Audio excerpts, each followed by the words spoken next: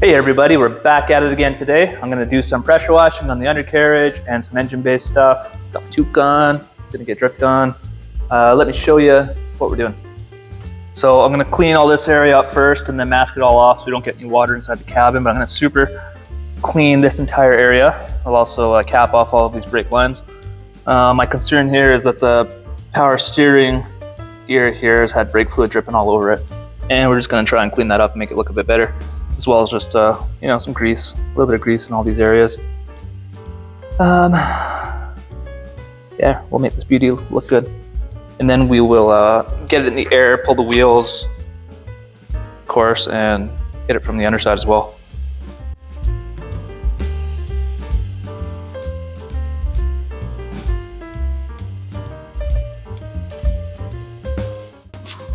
Gonna use some super clean on this stuff. It seems to cut the grease pretty good.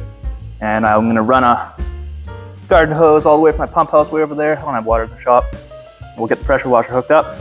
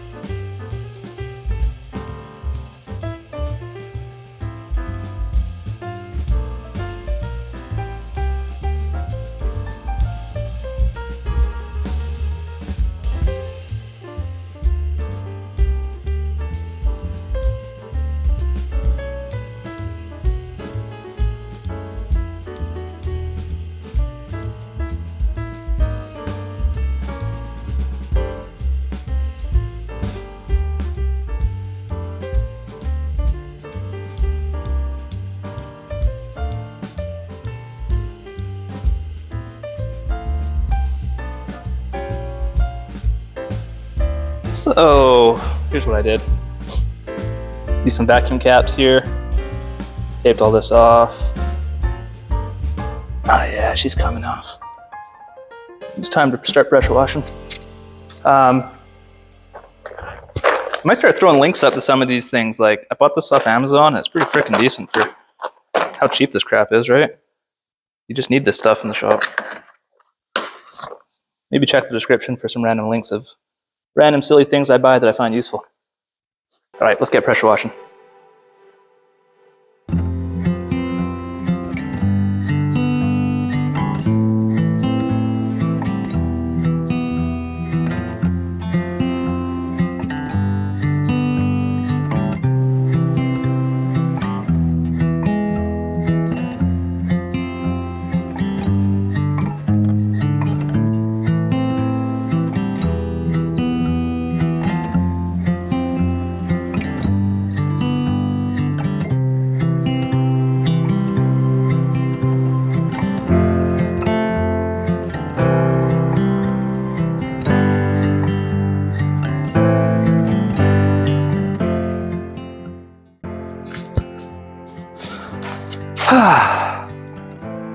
Okay, I'm gonna speed that up like crazy on camera because that felt like it took forever. But looks pretty decent so far. I can feel a lot of super clean and grease and shit in my beard, so I'm gonna go wash my face. And off camera, I will collect all this water in a bucket and dispose of it correctly. But yeah, we'll check back in on this thing once it's all drip dry. A few spots, like on the diff and stuff, where the grease was really thick. Not super happy with the result, but I'll hit it with brake clean when I'm underneath there working on stuff, so no biggie. Overall, I got most of it off, and the undercarriage hasn't been this clean in a long time. All right, everyone, the car's dry. It's been a few days. I got distracted, but I'm back, and we're gonna get going on this today. So I wanna tackle the exhaust first thing this morning before I get on to other work. This exhaust got hung up on a trailer when it was being transported. It's kind of cracked all along in here, but it's also been pushed down and bent. It should be sitting quite a bit higher right here. So I want to heat this up and try to push this back to where it goes. And then we're going to be removing the catalytic converter here. You're probably not going to hear it on camera. Well, maybe you picked that up. But it looks like the substrate inside is falling apart and it's rattling. It's very obvious when the car's idling, as well as it's obviously blocking some stuff up. So it's also all the way into the muffler here. So I have a new muffler that we're going to install, but I'm going to remove the cat. I'm going to clean out all the substrate, and I'm also going to fix the shield around it, re-weld it in, make it look pretty. We'll try and tackle this first thing before I get going with a 95 Jag XJS that I have booked for today.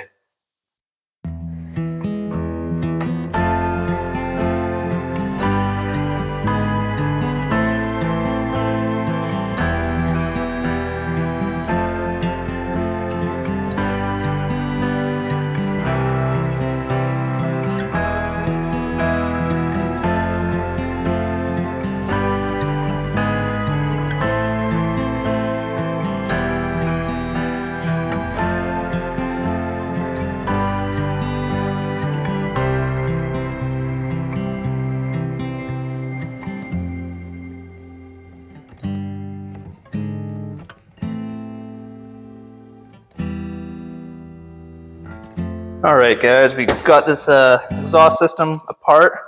Let's see if you can hear this. You got to be able to hear that. So we have a new muffler, no biggie. I don't have a new one of these.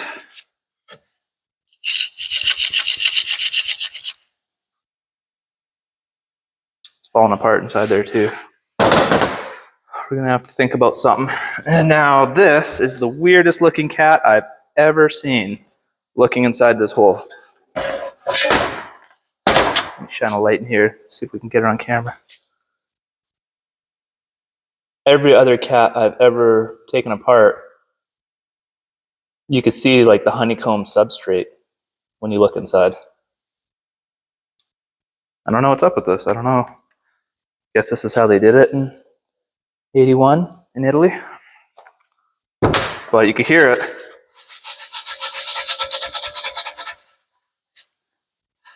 Okay guys, I removed this plug from inside the cat, so I was curious to see what's going on.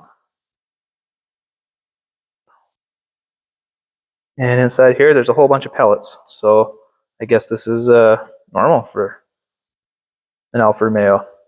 I've never worked on one of these before. I'm used to seeing a honeycomb thing, but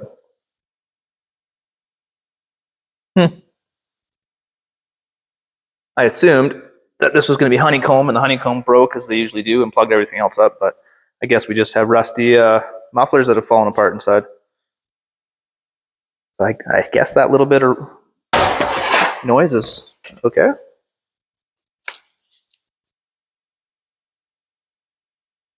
So I'm going to go ahead and just fix this shield, get this back to, obviously it hit something and broke and bottomed out, you know, somewhere. Yeah, let's do this. Music time.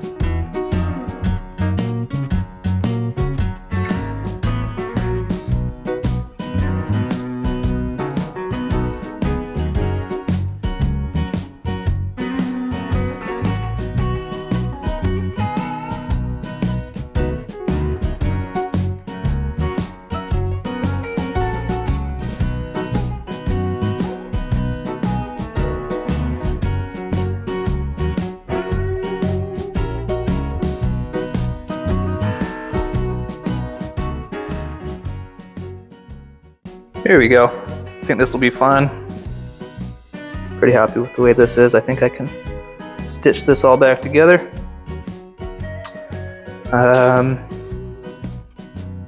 mean, it'd be super easy to do with the MIG, but the TIG would just be a little bit cleaner. We'll bust this bad boy out.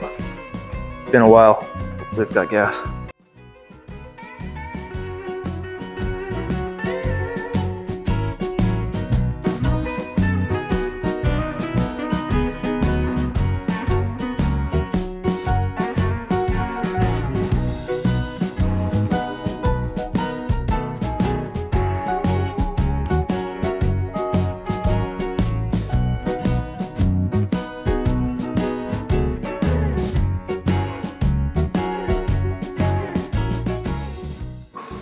Literally ran out of gas as I was doing that last, trying to do a last touch up.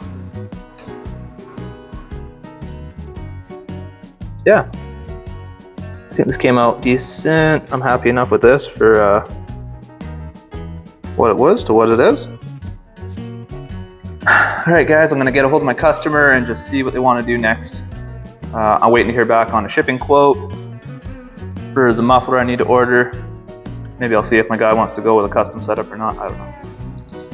Hey guys, so talked to my customer, we're gonna modify the exhaust. It's gonna take too long to get a proper muffler. So I went ahead and cut apart the old one. I can reuse this bend, get it really close to where we need to be. And I bought another muffler here.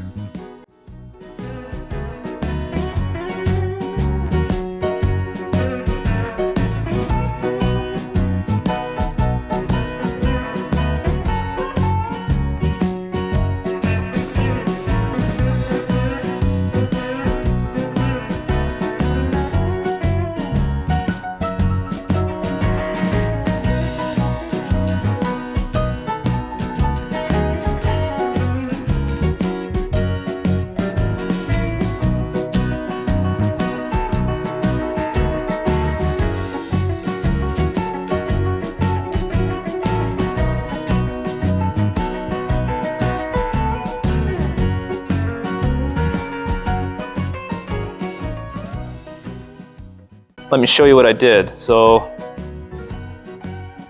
once I had this bracket welded on, I was able to take this and just kind of clock it 20 degrees or so to the side and turn this, and it had enough clearance that it looks like this should work okay. I almost wish there was a second mount somewhere up here to hold this perfect, but I'm gonna start by building the joiner. That'll go from over there to here, and we'll see how it changes our positioning if it does. All right, a little bit of a predicament here, guys.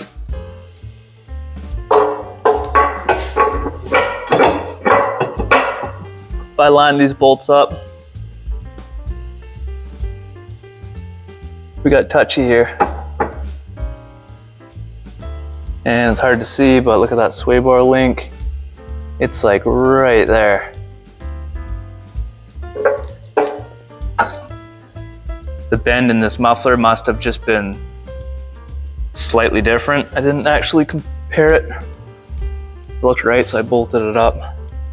Cut the flange right here, and then I can clock it, right? I can clock the pipe. Maybe you wouldn't have to do it much either, just clock it like just a tiny bit, and all of a sudden we're in a much better position. I think I'm gonna do that.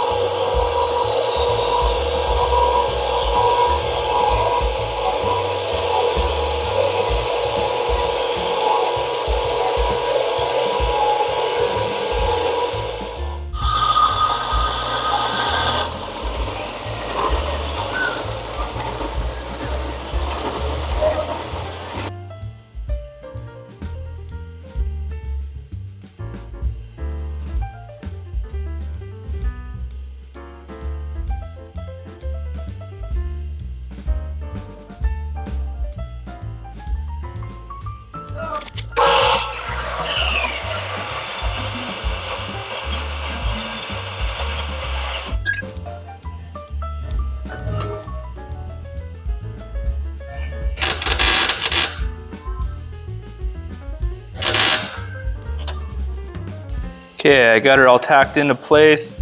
Seems to live pretty good. I'm gonna drop it on the ground here on the bench and just do some quick welds.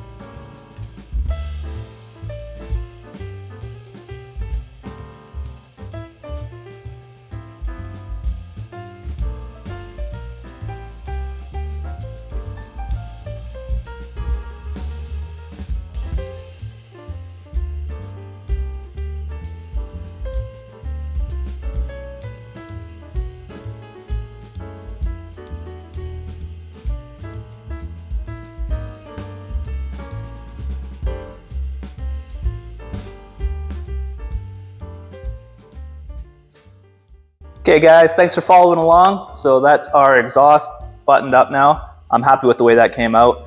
I sped that up. I did a lot of it kind of off camera.